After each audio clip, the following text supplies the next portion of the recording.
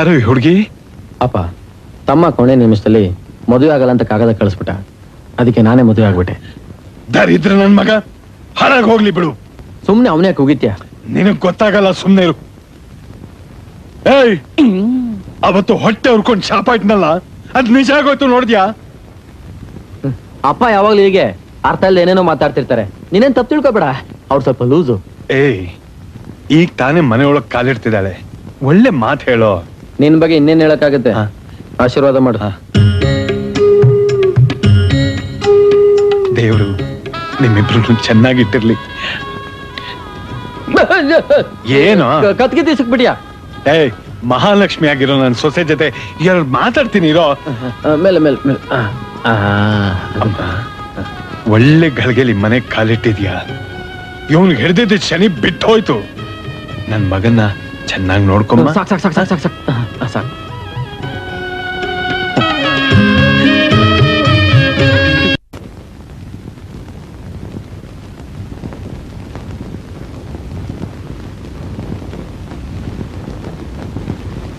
ಎಲ್ಲ ನಮ್ ದುರಾದೃಷ್ಟ. ಈಗ ಏನಾಯ್ತು ಅಂತ ಹೀಗ್ ಮಾತಾಡ್ತಾ ಇದೀಯಾ? ಮದ್ವೆ ಮಂಟಪದಲ್ಲಿ ಇವಳನ್ ಕಟ್ಕೊಳ್ಳೋನು ಬಿಟ್ಟು ಓಡೋದ ಅಂತ ಊರೇ ಬಿದ್ದು ಬಿದ್ದು ನಗ್ತಾ ಇತ್ತು. ಚೇಚೆ, ಎಂತ ಅವಮಾನ! ಇದೇ ಬೇರೆ ಯಾರಿಗಾರ ಆಗಿದ್ರೆ ಇಷ್ಟೊತ್ತಿಗೆ ನೇಣ್ ಹಾಕೊಂಡು ಸಾಯ್ತಾ ಇದ್ರು. ಇವಳು ಹೇಗಿದ್ದಾಳೋ ಏನೋ. ಯಾವ ಹೊತ್ನಲ್ಲಿ ಏನ್ ಮಾತಾಡ್ಬೇಕು ಅಂತ ಗೊತ್ತಾಗೋದೇ ಇಲ್ಲ. ಇದ್ದಿದ್ದಂಗೆ ಹೇಳಿದ್ರೆ ಎದ್ ಬಂದ್ ಎದೆ ಹೋದ್ರಂತೆ. ಇಲ್ಲಿದ್ದೇನ್ ಹೇಳ್ದೆ ನಾನು? ಅಷ್ಟಕ್ಕೂ ನಾ ಬರ್ಬೇಕಾದ್ರೆ ಇವ್ರಪ್ಪ ಏನ್ ಹೇಳ್ದ ಗೊತ್ತಾ? ಮಗಳು ಮದ್ವೆನೋ ಆಗೋಯ್ತು, ಹೋಗಿದ್ ಮಾನ ವಾಪಸ್ ಬರುತ್ತಾ, ನಾನು ನೇಣ್ ಹಾಕೊಂಡ್ ಸಾಯ್ತೀನಿ ಇಂದ. ಇಲ್ಲ ನೋಡಿದ್ರೆ ಇವಳಗ್ ಪ್ರಸ್ತ. ಪಾಪ, ಅಲ್ಲ ಅವ್ರ ಅಪ್ಪನ ಗತಿ ಏನಾಗೋಯ್ತು ಏನೋ. ಅವನ್ನ ದೇವ್ರೇ ಕಾಪಾಡ.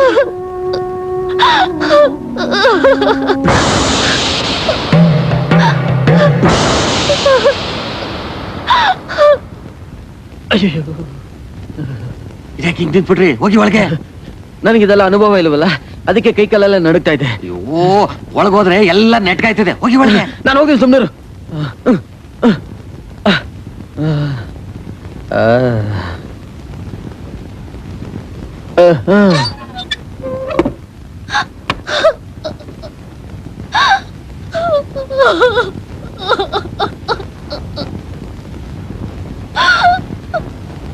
ಬಂದ್ಬಿಟ್ಟ ದೊಡ್ಡದಾಗ್ ಸಂಬಂಧ ಬೆಳ್ಸೋಕೆ.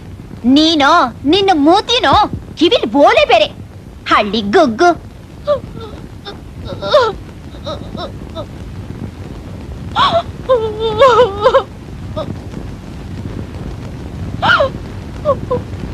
ನೋಡು, ಜೀವನದಲ್ಲಿ ನಮ್ಮ ಇಷ್ಟದಂತೆ ನಡೆಯೋದು ಕೆಲವೇ ಸಂದರ್ಭದಲ್ಲಿ ಮಾತ್ರ. ಕೆಲವು ಸಾರಿ ನಾವೇ ಹೊಂದ್ಕೊಂಡು ಹೋಗ್ಬೇಕು. ನಾನ್ ನಿನಗೆ ಸರಿಯಾದ ಜೋಡಿ ಅಲ್ಲ ಅಂತ ನನಗೆ ಗೊತ್ತು. ಆದ್ರೆ ಏನ್ ಮಾಡೋದು, ಪರಿಸ್ಥಿತಿ ಕಟ್ಟು ಬಿದ್ದು ನಿನ್ ಕುತ್ತಿಗೆಗೆ 3 ಗಂಟೆ ಹಾಕ್ತೆ. ನಾನ್ ಮೊದಲನೇ ಗಂಟೆ ಹಾಕಿದ್ದು ನನ್ನ ತಾಯಿ ತಾಲಿ ಕಟ್ಟು ಅಂತ ಒಪ್ಪಿಗೆ ಕೊಟ್ಟಿದ್ದಕ್ಕೆ. 2ನೇ ಗಂಟು ಹಸೆ ಮನೆ ಮೇಲೆ ಕೂತ್ಕೊಂಡು ಹೆಣ್ಣು ಎದ್ರೆ ಮತ್ತೆ ಮಂಗಲ್ಯ ಬಗ್ಗೆ ಬರಲ್ಲ ಅಂತ. 3ನೇ ಗಂಟು ನನ್ನ ತಮ್ಮ ಮಾಡಿ ತಪ್ಪಿಗೆ. ಆಗಿದ್ದಾಗೋಯ್ತು, ಸಮಾಧಾನ ಮಾಡ್ಕೊ.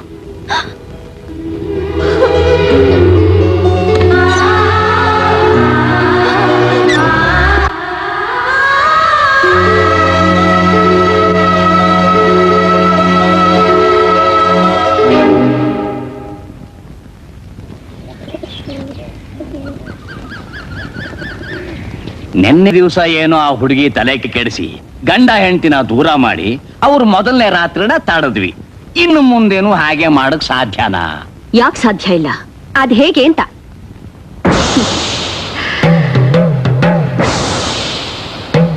ನೋಡ್ತಾ ಇರು.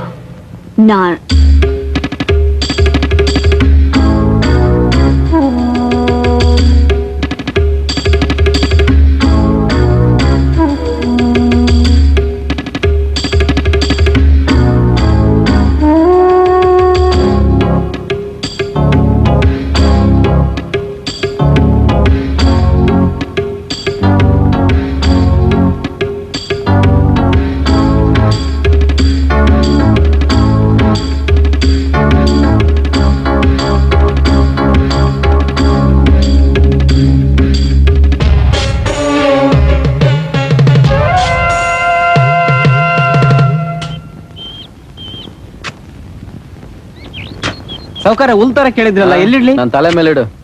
ತಗೊಳ್ಳಿ. ಹೈ ಚಾಟ್ ಕೊಟ್ರೆ ನೋಡು, ತಲೆ ಮೇಲೆ ಇಡ್ತಾನೆ. ಆಹಾ ಕಿಸಿಯದ್ ನೋಡಿ ಇವರು. ಕೆಲಸ ಮಾಡ್ರೆ. ಅಲ್ ನೋಡ್ರೆ ಅಣ್ಣಯ್ಯ, ನಿಮ್ ಹೆಂಗಸ್ರು ನಿಮ್ಮನ್ನ ಹುಡಿಕೊಂಡ್ ಬರ್ತಾವ್ರೆ.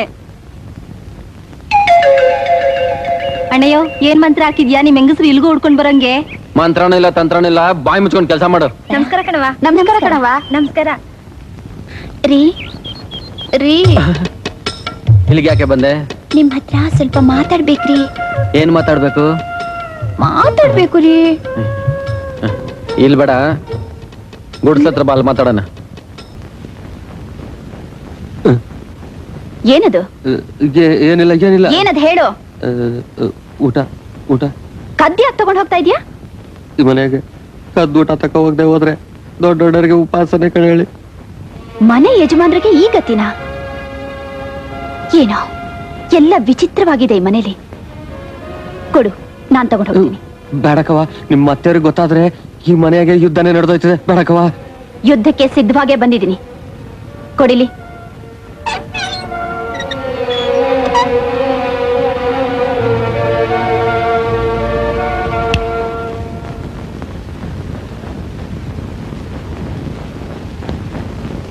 ಮಾವ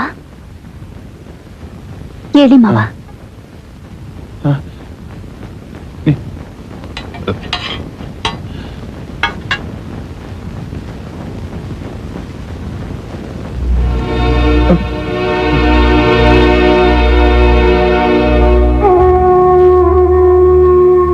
ಏನಾಯ್ತು ಮಾವ?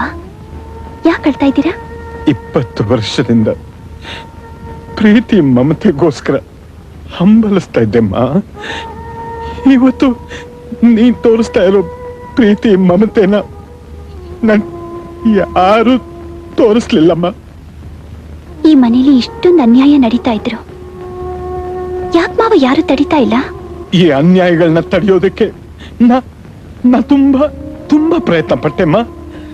ಆದ್ರೆ ನನ್ನ ಹೆಂಡತಿ ಅವ್ರ ಅಣ್ಣನ ಜೊತೆ ಸೇರಿಕೊಂಡು ನನ್ನನ್ನ ಹುಚ್ಚ ಅಂತ ಎಲ್ರೂ ನಂಬೋ ಹಾಗೆ ಮಾಡಿ ಈ ರೂಮ್ ನಲ್ಲಿ ಕೂಡ ಹಾಕ್ಬಿಟ್ರು. ನಾನು ಅಣ್ಣ ಹಿಂಗೆ ತಾಯಿ ಬೇಕು ಅನ್ನೋದಕ್ಕೋಸ್ಕರ ನಾನು ಇವಳನ್ನ ಮದುವೆ ಮಾಡಿ ಕರ್ಕೊಂಡು ಬಂದೆ. ಆಮೇಲೆ ಗೊತ್ತಾಯ್ತು ಇವಳು ಹೆಣ್ಣಲ್ಲ, ಹಾವು ಅಂತ. ಈ ಆಸ್ತಿನೆಲ್ಲ ತಾನೇ ಅನುಭವಿಸ್ಬೇಕು ಅನ್ನೋದಕ್ಕೋಸ್ಕರ ಅಣ್ಣಯ್ಯನ್ನ ಓದಕ್ಕೂ ಬಿಡದೆ ವಿದ್ಯಾವಂತನಾಗ್ ಮಾಡಿದೆ, ಅವನ್ನ ಅವಿದ್ಯಾವಂತನಾಗ್ ಮಾಡಿದ್ಲು. ಆದ್ರೂ ಅಣ್ಣಯ್ಯ ಇವತ್ತಿಗೂ ಅವಳನ್ನ ದೇವ್ರು ಅಂತ ಪೂಜೆ ಮಾಡ್ತಾ ಇದ್ದಾನಮ್ಮ. ನೋಡಮ್ಮ, ಆ ಹಾವು ನಿನ್ ಗಂಡನ್ನ ಕಡಿಯೋದಕ್ ಮುಂಚೆ ಅವನ್ನ ಕಾಪಾಡಮ್ಮ. ನನ್ನ ಮಗನ್ನ ನನ್ಗೆ ಉಳಿಸ್ಕೊಡಮ್ಮ.